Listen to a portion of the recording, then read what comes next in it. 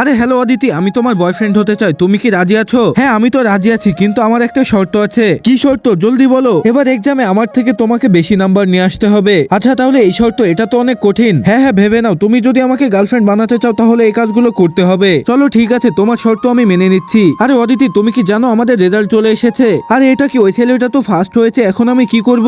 আরে প্রিয়া, তুই আমাকে কোনো একটা বুদ্ধি দে, ওই ছেলেটা তো ফার্স্ট হয়েছে। আরে ভয় পাস না, আমার কাছে একটা বুদ্ধি আছে। হ্যাঁ আমাকে জলদি বল। চল এখনই আমরা ওকে ডিস্টার্ব করব। আরে রকি, তোমাকে প্রিন্সিপাল স্যার ডাকছে। বন্ধুরা এখন থেকে আমি রকিকে ডিস্টার্ব করব, রকিকে একটুও পড়তে দিব না, যাতে করে আমাকে রকির গার্লফ্রেন্ড হতে না হয়। আরে অদিতি, তুমি এটা কি করছো? আরে রকি, তুমিও চলে আসো, আমার সাথে ডান্স করো। আরে রকি, তুমি এখানে কি করছো? এটা দেখো, ভিডিও দেখো। আরে রকি সারাদিন কিভাবে বই নিয়ে বসে থাকে, আমার তো এখনই ঘুম আসছে। বন্ধুরা পরের দিন আমি সিঁড়ি দিয়ে স্কুলে যাচ্ছিলাম, আর যখন আমি পড়ে যেতে যাচ্ছিলাম তখন রকি আমাকে ধরে ফেলে। আরে অদিতি, তুমি অনেক সুন্দর, তোমাকে তো আমার গার্লফ্রেন্ড হতেই হবে। আরে না, আমি এখান থেকে চলে যাচ্ছি। বন্ধুরা এখন আমি কি করব তোমরাই কমেন্ট করে জানাও।